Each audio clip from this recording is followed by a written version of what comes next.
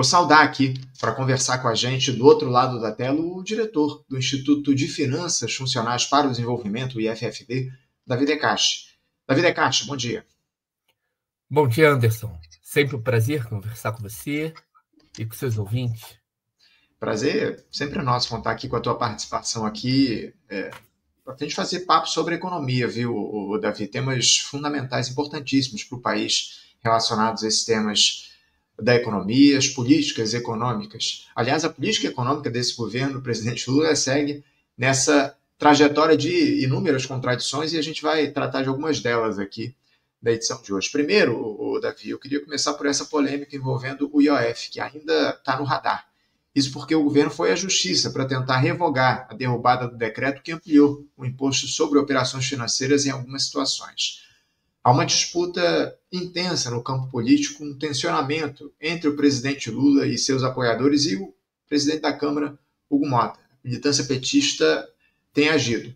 Há até um ato marcado aí para o próximo dia 10 para pressionar esse Congresso neoliberal. Mas os representantes do Partido dos Trabalhadores, figuras ligadas ao PT na institucionalidade em especial, a ministra Gleisi Hoffmann, o Zé Guimarães, que é líder do governo lá na Câmara, tentaram colocar panos quentes aí nessas críticas que vinham sendo feitas ao Hugo Mota, que se ampliaram muito, inclusive, no dia de ontem.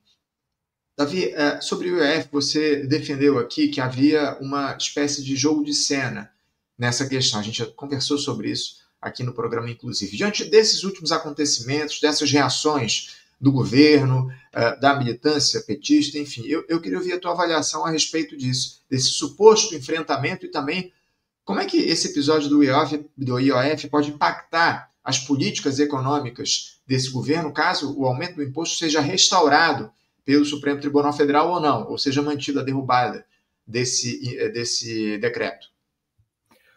Bom, Anderson, inicialmente é muito importante falar com o ouvinte o seguinte: há uma narrativa de que a ida ao Supremo por parte do PSOL e do governo é em prol da taxação dos super ricos, certo? Então seria uma batalha contra os super ricos. Isso não é verdade.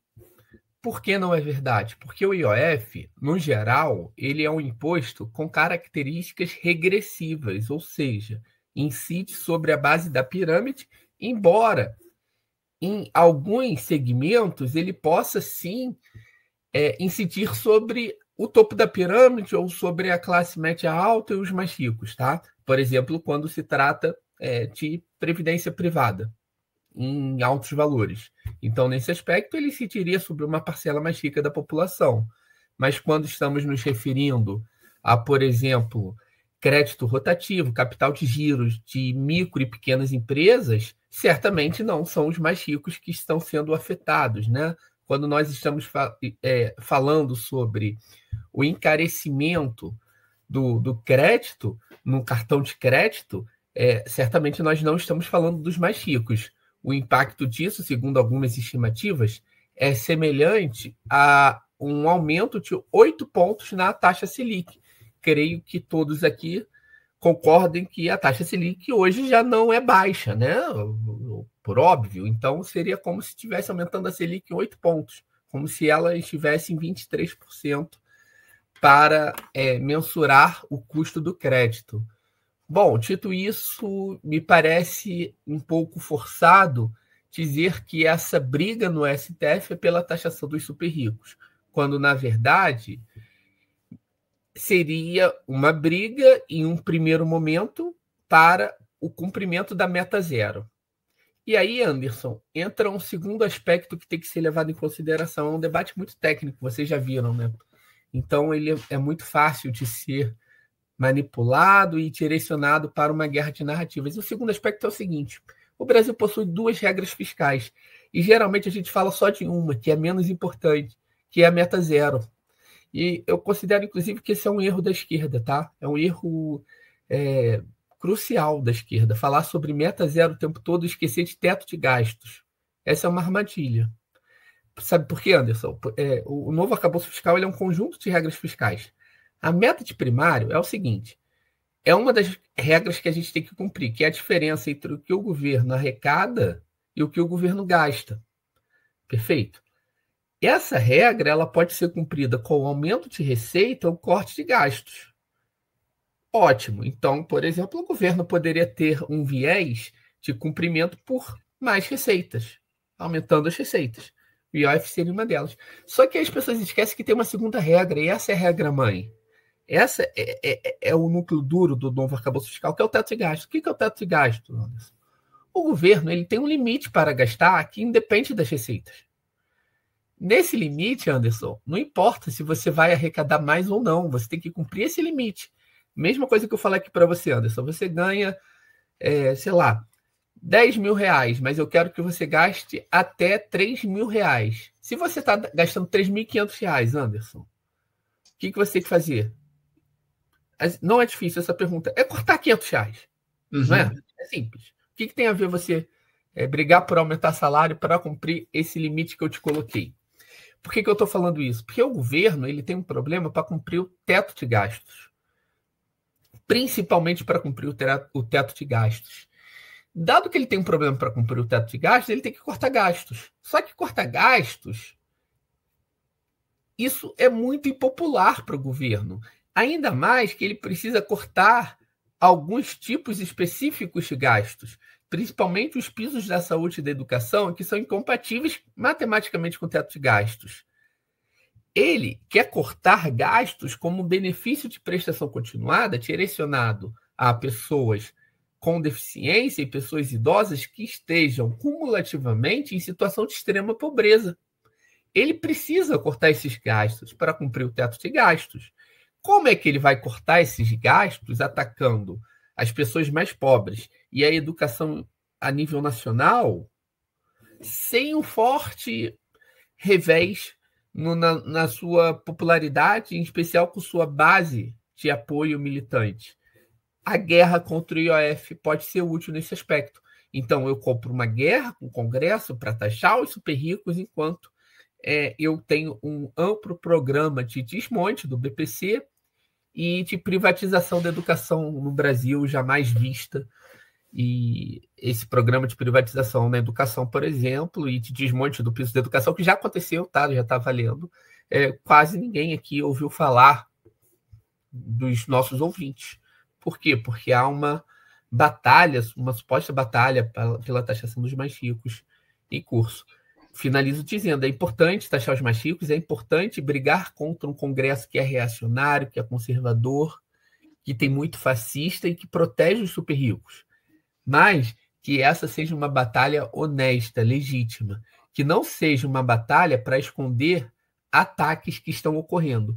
Hoje, Anderson, finalizo dizendo isso. O que nós temos é uma narrativa de taxação dos super ricos, mas na realidade concreta, material, o que está acontecendo são cortes de gastos para os super pobres. É isso. Infelizmente, o que está colocado é um governo que corta na base da pirâmide, corta recursos, investimentos para os trabalhadores mais pobres. Davi, você citou essa situação envolvendo o IOF e a ameaça da retomada do imposto, do aumento do imposto, na verdade, estabelecido pelo decreto do governo, e como é que isso poderia ter um impacto direto na taxa de juros. Eu queria que você falasse um pouco mais sobre isso, porque eu acompanhei ontem uma entrevista do Pedro Paulo Bastos, economista, para o nosso camarada Mauro Lopes, lá no Manhã Brasil, onde ele falava justamente a respeito disso, desse aumento de cerca de 8% nos juros na economia por conta desse decreto do IOF e das condicionantes que estão colocadas a partir do que foi tratado, foi estabelecido pelo governo nesse decreto. Eu queria que você falasse os motivos, por que a gente teria uma ampliação de 8% nos juros que passariam nos juros reais, que passariam de 15%, como está estabelecido pelo Comitê de Política Monetária do Banco Central, o Copom, para cerca de 23%. Por que haveria essa distorção caso fosse retomado o decreto do IOF? Anderson, na verdade, seria um impacto similar a isso, né? Porque quando você vai adquirir crédito, você tem um custo desse crédito. O custo desse crédito inclui os juros que você paga e tributos como o IOF.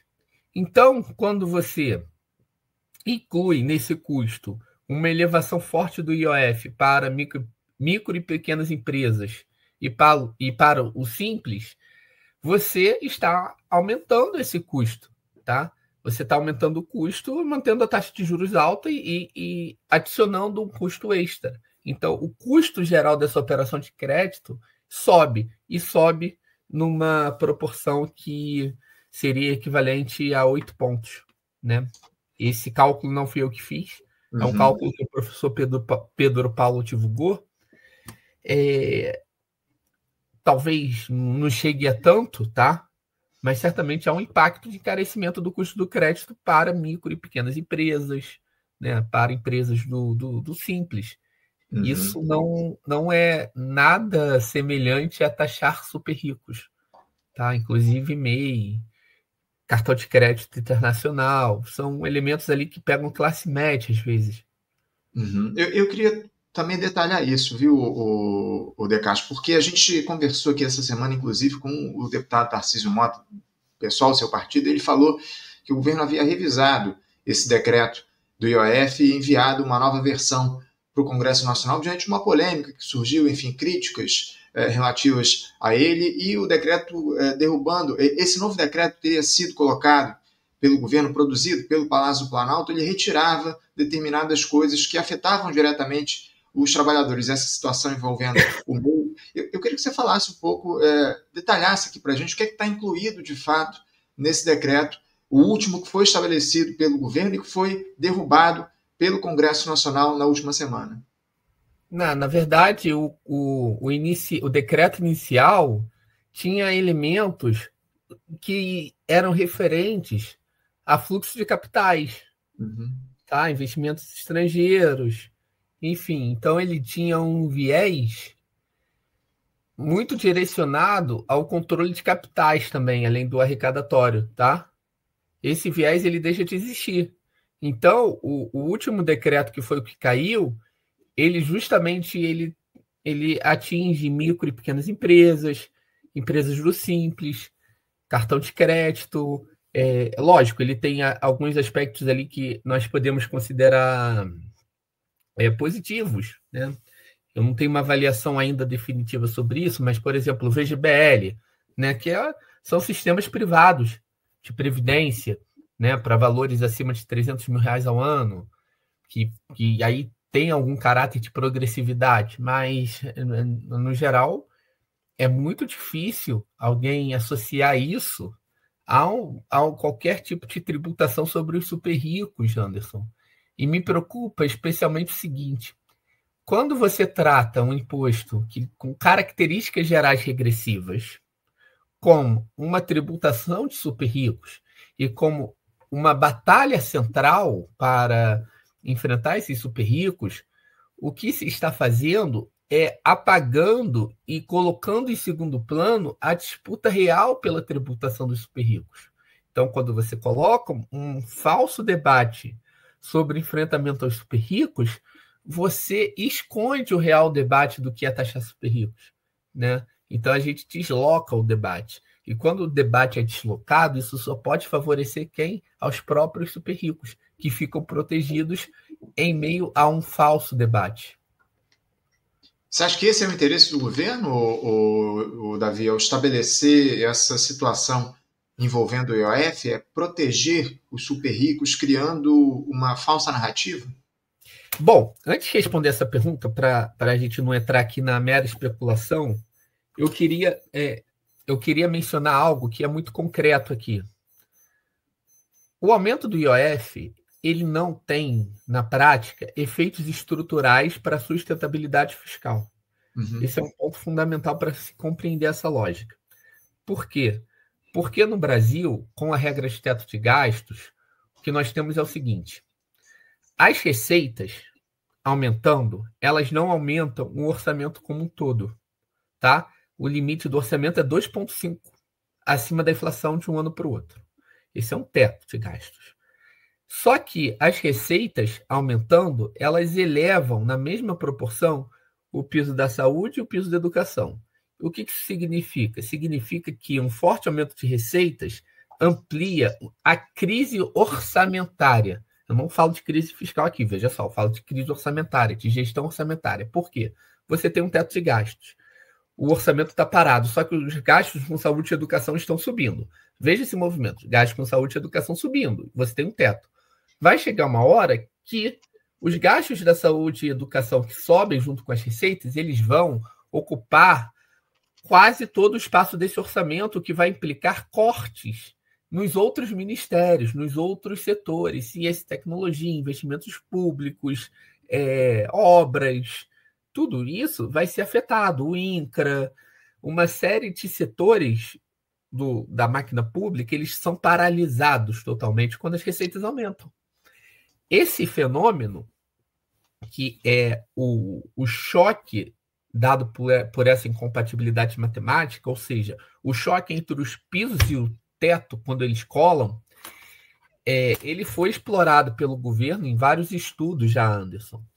E nesses estudos, matematicamente, o ponto de ruptura seria 2027, tá? Isso daí é uma informação do Tesouro. Isso que eu estou falando, eu não estou tirando da minha cabeça, são informações do Tesouro Nacional, do próprio governo, que o governo informa que o aumento dos pisos junto com as receitas em contexto de teto de gastos fará a máquina pública explodir em 2027, ou seja, os outros setores eles irão ser paralisados por completo e o Estado não vai ter mais recursos para pagar conta de água, luz e manter em funcionamento uma série de serviços públicos por conta dessa incompatibilidade entre os pisos e o teto em 2027. Só que em 2027 é o limite matemático, é quando não dá mais mesmo. Só que essa crise já está acontecendo agora, tá? Em 2025. Isso daí são dados, né? São dados que são públicos. E com essa crise acontecendo desde já, o governo precisa fazer o quê? Atacar os pisos da saúde e da educação e atacar benefícios sociais, atacar gastos, para conseguir compensar essa incompatibilidade matemática entre trajetórias de crescimento tão distintas, tá? E para ele é muito útil que medidas tão impopulares que estão sendo adotadas desde já, a gente pode falar sobre elas, sejam escondidas, sejam camufladas, sejam ocultadas do debate público, porque o debate se vira para algo como o IOF, um debate no Supremo sobre o IOF, etc. Sendo que quanto mais o IOF aumenta, maior é a crise orçamentária estrutural, Anderson. Por falar nisso, Anderson, ontem você mesmo me recomendou uma entrevista na Globo News do Rogério Seron e de um outro economista de viés liberal, né? Uhum. Aliado aos governos anteriores. O secretário do Tesouro no governo do Bolsonaro. Que é o mesmo cargo do Rogério Seron atualmente, né? Isso. E eles debatem algo, Anderson, não sei se você percebe como muito curioso. Uhum. Eles falam que não há um problema para o cumprimento da meta de 2025, certo? Sim. A meta de primário. Perfeito? Isso. O Bruno Funchal, só para deixar claro aqui, o cara que estava debatendo com o Rogério Seron era o Bruno Funchal, ex-secretário do Tesouro na gestão Bolsonaro. O Bruno Funchal. E aí eles falam que o problema é para a meta de 2026. Uhum. Só que a meta de 2026 é uma escolha do governo federal ainda.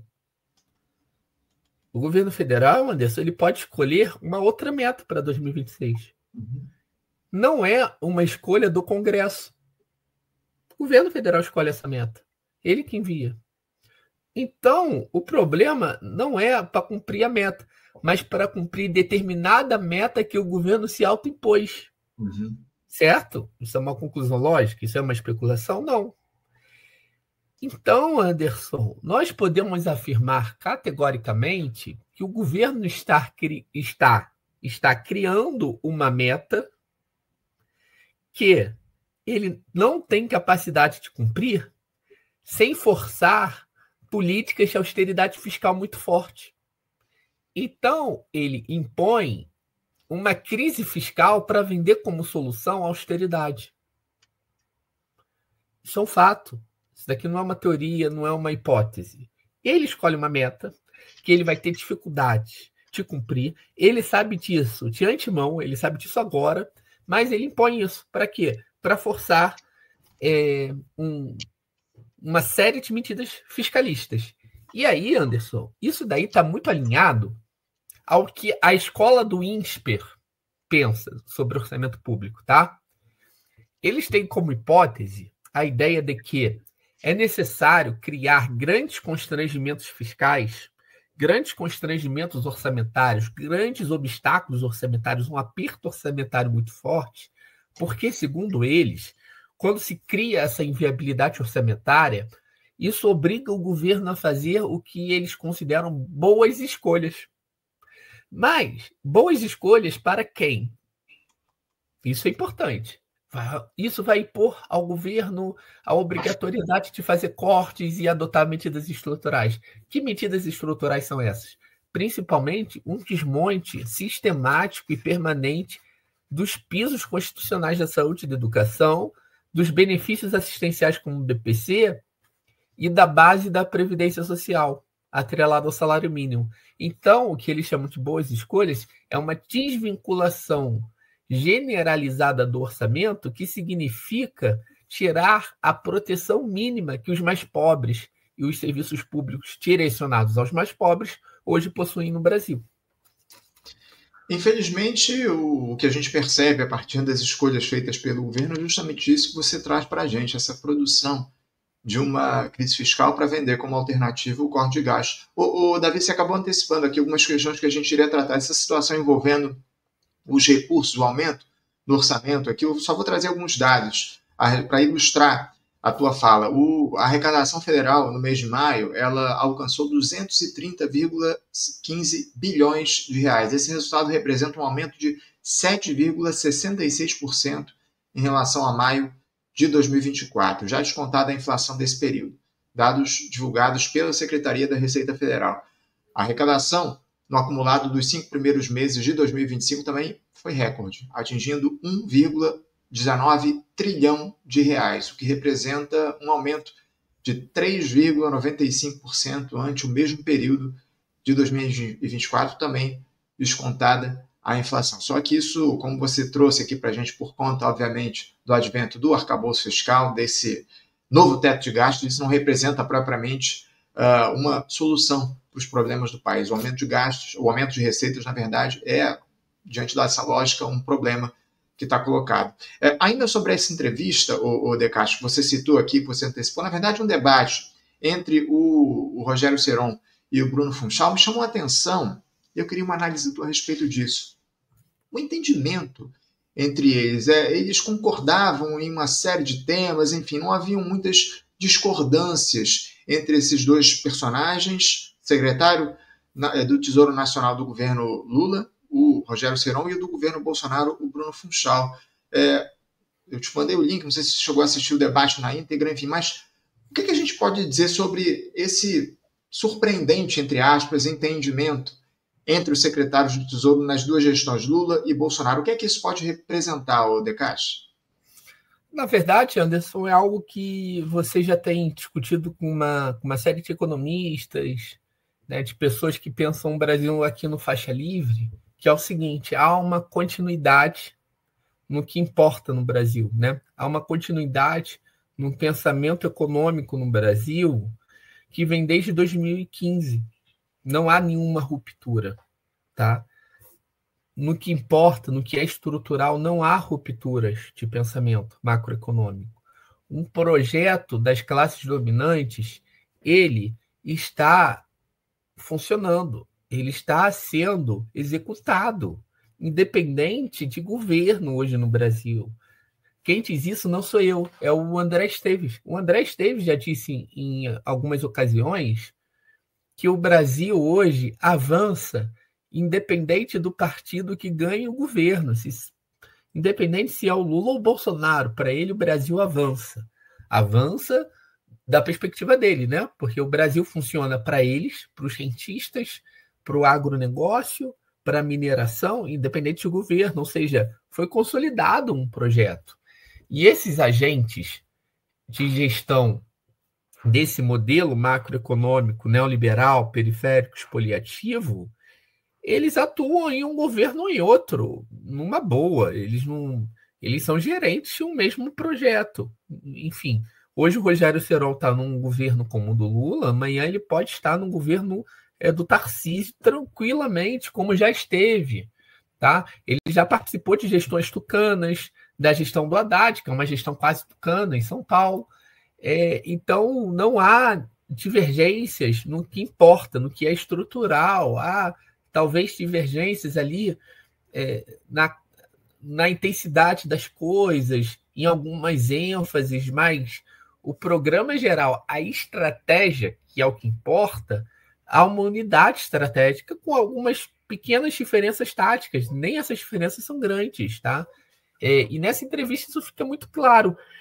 Você não vai ver, Anderson, nenhum dos dois discutindo o que precisamos fazer para a saúde do Brasil melhorar, para a educação do Brasil melhorar, né, para reindustrializar o país, para reduzir a nossa dependência do imperialismo, para mudar a posição do Brasil na divisão internacional do trabalho, para melhorar a situação da classe trabalhadora, para ampliar direitos, como o orçamento deve ser construído para frear a crise que está acontecendo nas universidades, para garantir soberania tecnológica, científica. Isso não é, o que é discutido ali é como reduzir o tamanho do Estado. O debate de fundo deles, que eles colocam com palavras difíceis, estabilizar a relação de vida PIB, blá, blá, blá, no final das contas, o que está lá na Ponte para o Futuro e o que está nos estudos do Tesouro Nacional para o novo arcabouço fiscal. O que tinha nos estudos do Tesouro quando eles apresentam o novo arcabouço fiscal, Anderson, e da Fazenda? O que tinha ali era promessa escrita, tá? Nada disso que eu falo é especulação, embora as pessoas achem muito assustador. Era uma forte redução do tamanho do Estado no Brasil. O novo arcabouço fiscal ele foi construído para isso, está escrito, isso é oficial. O que eles queriam era reduzir os gastos por pessoa, os gastos públicos por pessoa no Brasil ao longo do tempo. É isso que eles querem. Eles querem reduzir os gastos primários em proporção ao PIB, ou seja, a economia vai crescer, a população vai crescer, só que os gastos, para eles, têm que crescer menos que isso. O que significa? A população crescendo, Anderson, e os gastos crescendo em uma proporção menor. Quer dizer que essas pessoas elas vão precisar de mais serviços de saúde, de educação. E o Estado não será capaz, nessa trajetória que eles querem para os gastos, de fornecer esses serviços. Logo, isso abrirá espaço para a atuação do setor privado, para a mercantilização. O acesso se dará cada vez mais a esses serviços pela via do mercado, do setor privado, e não pela via do setor público. Então, é um processo de mercantilização generalizada da economia. Isso está lá na essência do novo arcabouço fiscal. Isso estava lá no programa Uma Ponte para o Futuro, do Michel Temer. Então, o que temos no Brasil hoje é um grande consenso macroeconômico que é neoliberal, e não só um neoliberalismo como dos anos 90 e dos anos 2000, mas um neoliberalismo em crise que se embruteceu e não permite mais nem mesmo as mínimas concessões que são programas assistenciais como o BPC. Então, é um neoliberalismo embrutecido. Inclusive, é um erro comparar o neoliberalismo atual com o neoliberalismo dos governos Lula 1 e 2, porque naquela época ainda eles permitiam algum tipo de concessão para não deixar que o tecido social fosse completamente esgarçado, né? E agora, nem esse tipo de concessão o capitalismo permite mais. E essa fase, essa especificidade do capitalismo que vivemos. É por aí, né, Davi? Um capitalismo em decadência, o que a gente observa ao longo dos últimos tempos, a gente tem detalhado muito isso aqui no nosso programa ao longo dos últimos anos, essa perda de alcance do capitalismo, uma perda de força acima de tudo, o imperialismo tem sido desvelado pelo multilateralismo, enfim. Davi, eu queria falar agora sobre um outro tema que também tomou conta do debate público ao longo dos últimos tempos, diz respeito a essa situação envolvendo a crise lá do INSS, enfim, mais uma, né, das inúmeras crises que afetam esse governo, desvio de recursos lá dos aposentados para determinadas associações, enfim. O governo tem falado da possibilidade de abertura de crédito extraordinário para cobrir o roubo, na verdade, do bolso dos aposentados naquele escândalo do INSS. Esse crédito extraordinário, ele não passaria pelo limite de gastos do governo, por isso se adotou essa alternativa. Eu queria que você falasse um pouco sobre essa possibilidade, uma boa solução que o governo encontra e outra. Eu acho que isso, acima de tudo, evidencia que dinheiro existe, né, Davi? A questão é a prioridade que se dá na utilização desses recursos, né? Bom, Anderson, eu apoio essa medida, tá? Porque é urgente, é necessário que essas pessoas idosas, essas pessoas que foram lesadas, que foram roubadas, elas tenham um ressarcimento mais rápido possível e não fiquem no prejuízo. Muitas delas têm idade muito avançada e, se não for via crédito extraordinário, elas podem demorar muitos anos para rever os valores que foram roubados. Essa proposta, Anderson, não sei se você sabe, ela surge a partir de uma ideia da deputada Fernanda Melchiona, perfeito? Ela apresenta essa recomendação, né? Uma solicitação, um documento de solicitação enviado ao Poder Executivo, recomendando que o valor roubado, é assim que a gente tem que falar, dessas pessoas aposentadas, dos pensionistas, fosse ressarcido o mais rápido possível e que isso teria que ser via crédito extraordinário por alguns motivos. Dentre eles, o crédito extraordinário, ele é ágil, ele é rápido e ele não implica corte de gastos em outras despesas, porque ele fura o teto de gastos, ele não está incluso no teto de gastos. Porque se o governo faz de qualquer outra forma, ele vai ter que cortar outros gastos para ressarcir essas pessoas aposentadas. Ou seja, ele vai cortar de aposentados para pagar aposentados. Com crédito extraordinário, esses recursos não concorrem, perfeito? Eles saem totalmente das metas, isso é uma previsão constitucional, é de fato uma despesa que era imprevisível, não era esperada, portanto o crédito extraordinário é a melhor saída e nós defendemos fortemente que esse seja o caminho. O governo, então, acerta nesse aspecto, e é um acerto óbvio, porque trata até de sobrevivência política do governo. O governo precisa dar uma resposta para a crise do INSS, que é uma crise, sim, profunda, é uma crise, sim, que revela a falta de zelo, a falta de responsabilidade com o orçamento público no Brasil, algo que cresceu no último governo, no governo Bolsonaro, é importante, muito importante lembrar. Então, nós apoiamos essa medida e esperamos que o governo avance o mais rápido possível e envie rapidamente para o Congresso o PLN, né, que é um projeto que sai do Executivo para o Congresso, pedindo a autorização para esse crédito extraordinário ser implementado, ou via MP, né, que é uma outra alternativa. Ou seja, mais uma vez, o governo tem alternativas, tem soluções para resolver esses problemas que ele mesmo criou com a lógica do arcabouço fiscal, especialmente nessa situação envolvendo o INSS. O que falta muitas vezes é vontade política para adotar essas soluções. E, acima de tudo, derrubar o arcabouço fiscal, né, Davi? Eu queria tratar contigo aqui, inclusive, para a gente fechar o nosso papo de mais uma polêmica, viu, o camarada, que surgiu ao longo desses últimos dias. Mais uma polêmica envolvendo o seu partido, pessoal, porque o partido publicou na última terça-feira uma resolução intitulada "O Centrão e a Extrema-Direita são inimigos do povo". Em um determinado trecho, o texto diz o seguinte: a disputa em torno do orçamento federal, abre aspas, voltando aqui, abre aspas, a disputa em torno do orçamento federal segue como um dos principais focos da agenda política brasileira. O Centrão e a extrema-direita seguem impondo no Congresso Nacional uma agenda econômica centrada na austeridade fiscal e na preservação dos privilégios dos mais ricos.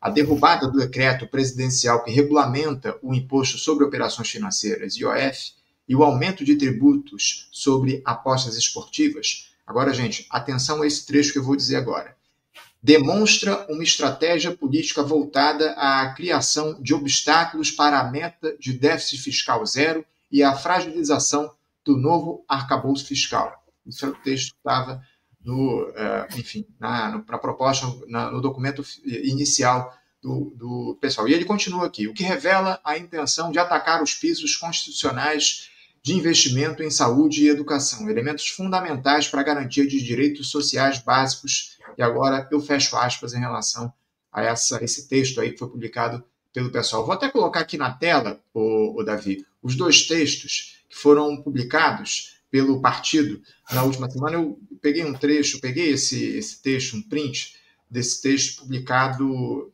até o nosso camarada, o Gilberto Maringoni, disponibilizou isso num grupo que a gente participa. Ó. Primeiro, o texto inicial traz aqui essa grifado aqui, ó, esse parágrafo é o que eu li para vocês aqui. E no texto inicial tem esse grifo aqui que eu fiz. Demonstra uma estratégia política voltada à criação de obstáculos para a meta de déficit fiscal zero e a fragilização do novo arcabouço fiscal. Esse trecho foi retirado do documento poucas horas depois, diante de uma polêmica que surgiu. Vou até colocar aqui o segundo texto retificado, ó, tá vendo? Não tem mais esse trecho que eu grifei ali há pouco para vocês, espectadores.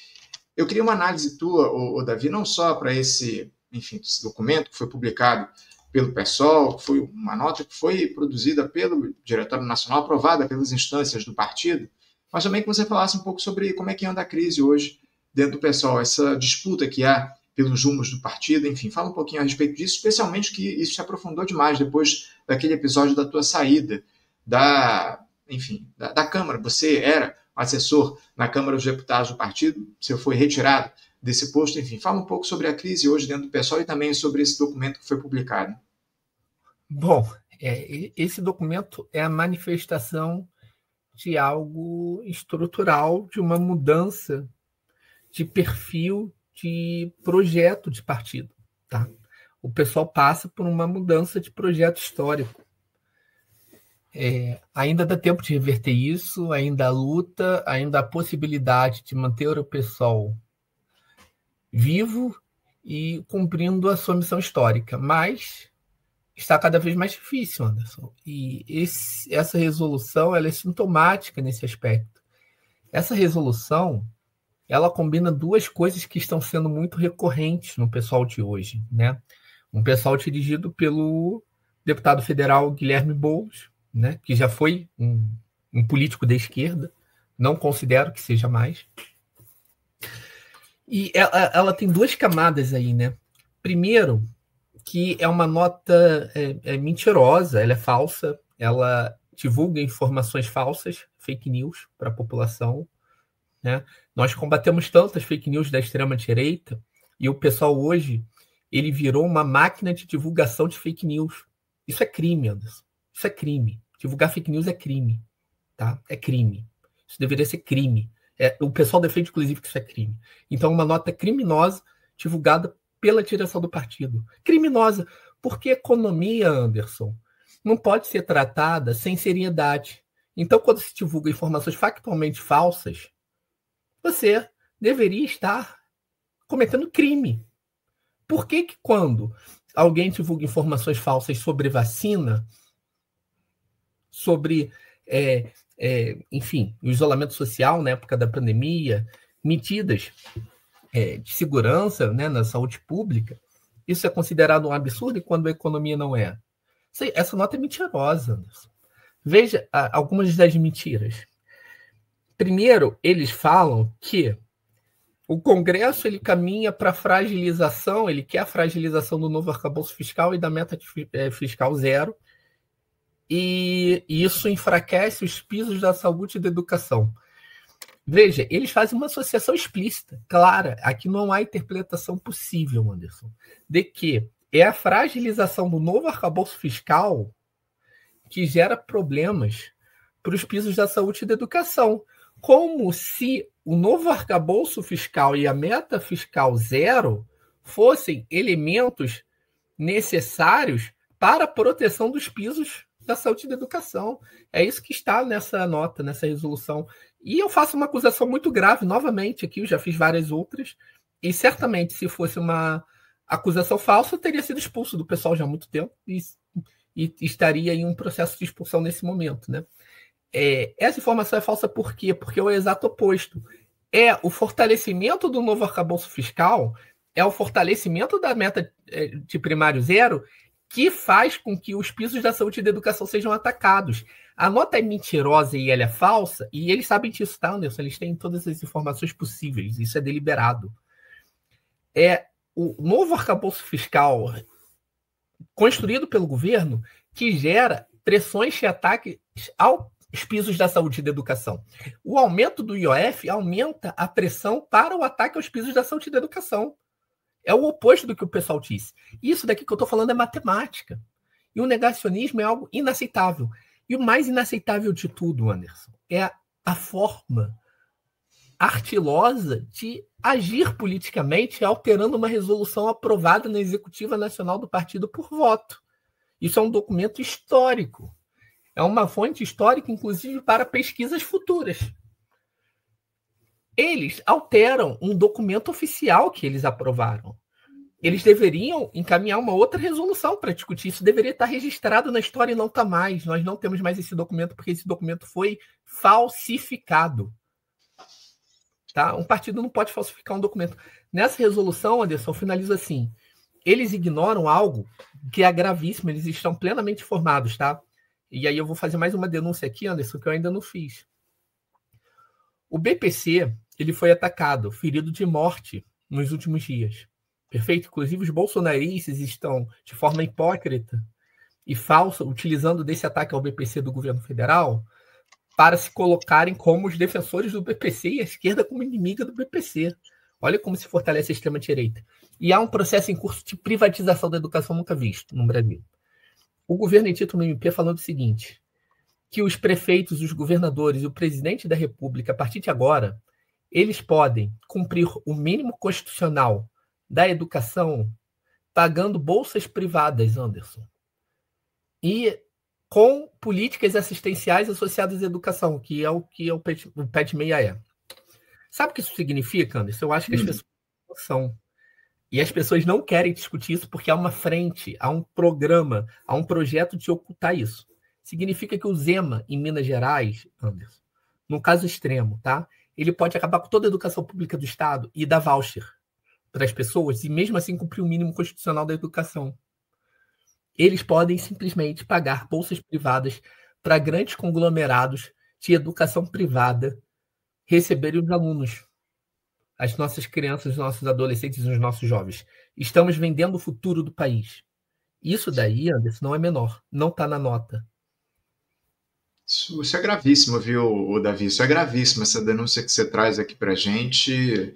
Eu até queria continuar tratando disso aqui contigo, mas eu estou com o meu tempo esgotado, a gente vai ter que conversar num outro momento para aprofundar esse debate, esse diálogo sobre essas questões importantíssimas que você trouxe. Mas, por enquanto, eu quero agradecer a tua presença. Antes disso, mais uma vez, deixar o espaço aqui do Faixa Livre aberto para que o pessoal responda aqui essas acusações, enfim, que o Davi trouxe para a gente. Apresente o pessoal, caso queira falar, ou um representante do partido.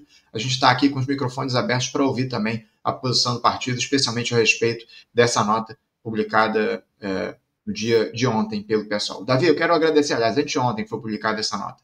Obrigado, viu, Davi, pela tua presença, tua participação. Um bom dia para você, meu abraço, camarada. Eu que agradeço, um grande abraço, Anderson. Obrigado mais uma vez pelo espaço e pela cordialidade.